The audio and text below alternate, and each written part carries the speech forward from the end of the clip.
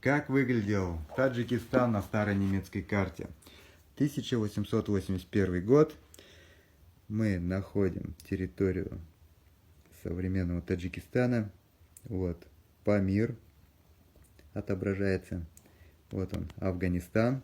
И вот тут вот такая граница. Такая вот граница. И в составе город Бухара. Вот тут город Хисар. По-моему, сейчас это Душанбе. И названия Таджикистана нету. Есть только Туркестан. Почему бы это? Давайте посмотрим на карте народностей.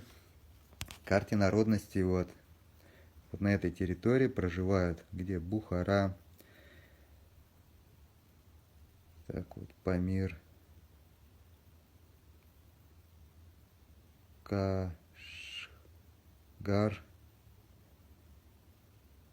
Ярканд, может быть, неправильно читаю. Вот на этой территории проживают номер 4. Что за народы проживают? Персы и таджики. Но названия Таджикистана нету. Также Туркестан.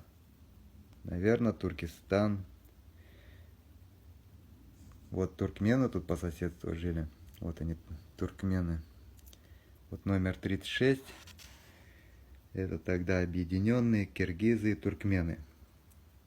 Не было Узбекистана, поэтому Бухара, там жили таджики и персы. Такая история, друзья.